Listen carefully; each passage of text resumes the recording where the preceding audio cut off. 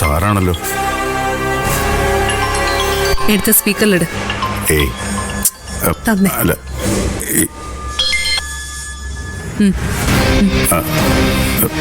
എന്താ സാർ? നിരഞ്ജൻ, നിങ്ങൾ സാമ്പ്രാണിക്കുടിക്ക് പോകുന്നില്ലേ? അല്ല, പോകുമ്പോൾ ശ്രുതിമോളെയും കൊണ്ടാണോ പോകുന്നതെന്ന് അറിയാൻ വേണ്ടി വിളിച്ചതാ. ശ്രുതിമോളെ ഞാൻ സ്കൂളിൽ കൊണ്ടാക്കിയല്ലോ സാർ. ഓ, അത് നന്നായി. എന്നാ ഒരു കാര്യം ചെയ്യാം, വൈകുന്നേരം മോളെ വിളിക്കാൻ നിരഞ്ജൻ പോകണ്ട, ഞാൻ സോമയെ അയച്ചോളാം. ഏയ് അതൊന്നും വേണ്ട, ഞാൻ തന്നെ പോയി വിളിച്ചോളാം. സ്വാമി പോയാൽ എന്താ കുഴപ്പം? നിങ്ങളൊക്കെ പറഞ്ഞുകൊണ്ടിരുന്ന നുണകൾ പൊളിയും. നുണയോ? എന്ത് നുണ?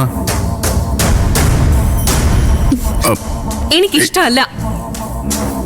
അല്ലെങ്കിൽ തന്നെ സ്വാമി ആരാ? ശ്രുതിമോളുടെ അമ്മാവനോ അതോ ചെറിയച്ഛനോ? അക്ഷര, ഞാൻ പറയുന്നത് നീ ഒന്ന് മനസ്സിലാക്ക്. ഡാഡി വെറുതെ ഓരോ പ്രശ്നങ്ങൾ ഉണ്ടാക്കാൻ നിൽക്കണ്ട. സ്വാമി ഡാഡിക്ക് വലിയ ആളായിരിക്കും, ഞങ്ങൾക്ക് അങ്ങനെയല്ല. അത് ഞങ്ങൾ പലവട്ടം പറഞ്ഞതാണല്ലോ. എന്നിട്ടും എന്തുകൊണ്ടാ ഡാഡിക്ക് തലക്കകത്ത് കയറാത്തത്? സർ, സ്വാമി ചെന്നാലൊന്നും ശ്രുതിമോളെ സ്കൂളുകാര് വിടില്ല സർ. അതിന് ഞങ്ങൾ ആരെങ്കിലും വേണം. നിങ്ങൾ എന്തെങ്കിലും ചെയ്യുക, മോള് നിങ്ങളുടേതാണല്ലോ, അപ്പോൾ നിങ്ങൾക്ക് ഇഷ്ടമുള്ളതുപോലെ ചെയ്യാം. പക്ഷേ ഞാൻ അവളുടെ മുത്തച്ഛനാണ്, എനിക്ക് വേണ്ടി ചില അവകാശങ്ങൾ, ഞാനും അതങ്ങ് ചെയ്യും. ശ്രുതിമോളെ ഞങ്ങൾ നന്നായി തന്നെയല്ലേ നോക്കുന്നത്. പിന്നെന്തിനാ സാർ അവളുടെ കാര്യത്തിൽ ഇങ്ങനെ ആവശ്യമില്ലാതെ ടെൻഷൻ എടുക്കുന്നത്? ആവശ്യമില്ലാത്തതാണോ ആവശ്യമുള്ളതാണോ എന്നൊന്നും വിലയിരുത്താൻ സമയമായിട്ടില്ല. ശത്രുക്കൾ കറങ്ങി നടപ്പുണ്ട്, മനസ്സിൽ നിറയെ പകയുമായിട്ട്. എന്റെ മനസ്സിലെ ആദ്യം മുഴുവൻ അതാ. അതൊന്നും പറഞ്ഞാൽ നിങ്ങൾക്ക് മനസ്സിലാവില്ല. എല്ലാം മനസ്സിലാവും. അങ്ങനെ മനസ്സിലാവുന്നത് കൊണ്ടാണല്ലോ ശ്രുതിമോളെ ഞങ്ങൾ പൊന്നുപോലെ നോക്കുന്നത്. ഞങ്ങൾക്ക് വേണമെങ്കിൽ അവളെ സ്കൂൾ ബസ്സിൽ അയക്കാം. എന്താ അതുപോലും ചെയ്യാത്തത്? സാറ് പേടിക്കുന്ന പോലൊന്നും സംഭവിക്കില്ലെന്നുള്ള നിർബന്ധം ഞങ്ങൾക്ക് ഉള്ളതുകൊണ്ടല്ലേ. സാറ് സമാധാനമായിട്ടിരിക്കെ. സ്വാമിയല്ല, ഞങ്ങൾ തന്നെയാ ശ്രുതിമോളെ രക്ഷയ്ക്ക് നല്ലത്. ഞങ്ങൾ ചെയ്യുന്നത് പോലെ ആത്മാർത്ഥമായിട്ട് ശ്രുതിമോളെ നോക്കാൻ സ്വാമിക്ക് ഒരിക്കലും പറ്റില്ല.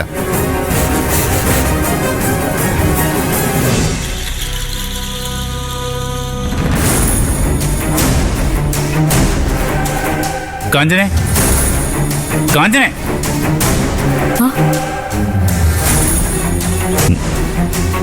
നീ വേഗം റെഡിയാവും, നമുക്കൊരു സ്ഥലം വരെ പോകണം. എവിടേക്ക് ഏട്ടാ? അതറിഞ്ഞാലേ നീ വരൂ. അല്ല, ഇവിടെ ആരും ഇല്ലാത്തതല്ലേ? അതുകൊണ്ടെന്താ?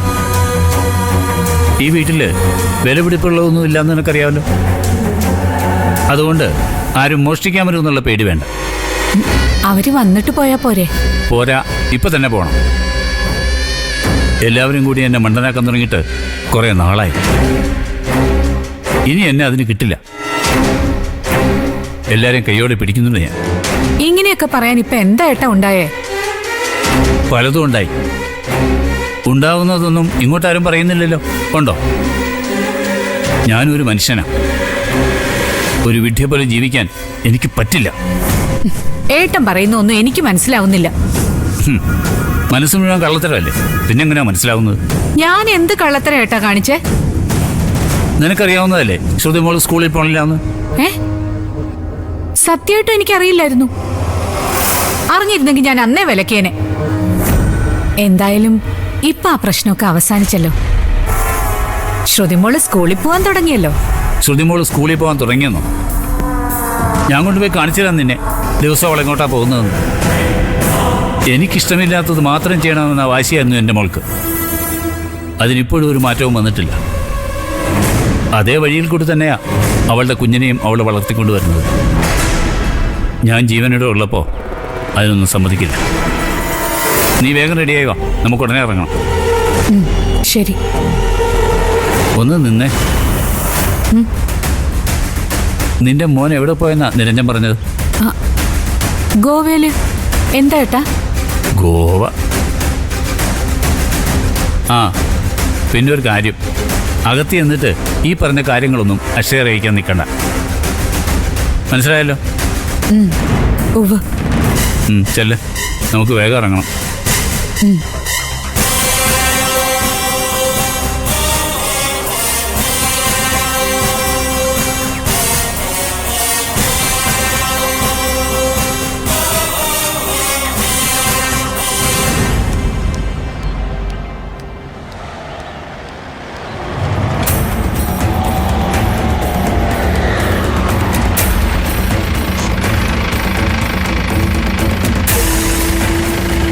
നമ്മൾ എങ്ങോട്ടാ പോകുന്നേ? ഇവിടെ വരെ വന്നിട്ടും നിനക്കത് മനസ്സിലായില്ലേ? ഇത് എന്റെ വീട്ടിലേക്കുള്ള വഴിയാണല്ലോ. ഇവിടെ എവിടെയാ പോകുന്നത്? എവിടെയായിരിക്കും? ചന്ദ്രയുടെ വീട്ടിലേക്ക് തന്നെയാ പോകുന്നത്. എന്തിന്? അതൊന്നും വേണ്ട. അതെന്താ വേണ്ടാത്തത്? അത് ശരിയാവില്ല. കാരണം? എനിക്കിഷ്ടമല്ല. അതെന്താണെന്നാ ഞാൻ ചോദിച്ചത്. ഞങ്ങൾ നിന്റെ വീട്ടിലേക്ക് വരണ്ടെന്ന് പറയാൻ എന്താണ് കാരണം? അവിടെ എന്തെങ്കിലും രഹസ്യങ്ങളുണ്ടോ? അത് ഞങ്ങൾ രണ്ടുപേരും അറിയുന്നുള്ള പേടിയാണോ നിനക്ക്? അതൊന്നും അല്ല. പിന്നെ എന്താന്ന് പറ.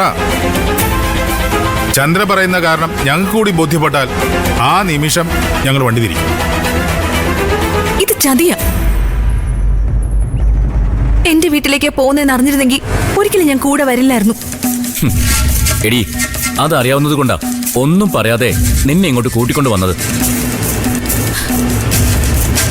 പ്രേമിച്ച് ചോദിച്ചിട്ട് പോലും ഞങ്ങളത് പറഞ്ഞില്ലല്ലോ. ഒരല്പം നേർബുദ്ധി ഉണ്ടായിരുന്നെങ്കിൽ അപ്പോഴേ നിനക്കത് മനസ്സിലാവണമായിരുന്നു. എന്ത് ചെയ്യാം, ബുദ്ധി എന്ന് പറയുന്ന സാധനം നിനക്കില്ലാതെ പോയി. പേടിക്കൊന്നും വേണ്ട. നമ്മളവിടെ ചെല്ലുന്നു, കുറച്ചു നേരം ചെലവഴിക്കുന്നു, തിരിച്ചു പോരുന്നു. വേണ്ടായിരുന്നു. അങ്ങനെ പറഞ്ഞാൽ എങ്ങനെയാ? നിന്റെ വീടിന്റെ യഥാർത്ഥ അവസ്ഥയൊക്കെ ഞങ്ങളും കൂടി ഒന്ന് അറിയട്ടെ. അതാണല്ലോ അതിന്റെ ശരി, അല്ലേ അളിയ? പിന്നല്ലാതെ.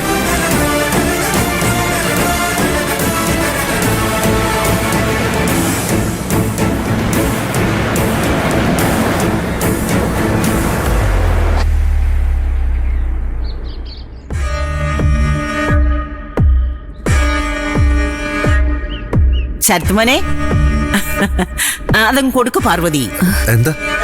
കുറച്ച് മധുര. ഞങ്ങളൊരു തീരുമാനം എടുത്തു. അതിമധുരം കഴിച്ചിട്ട് പറയാം.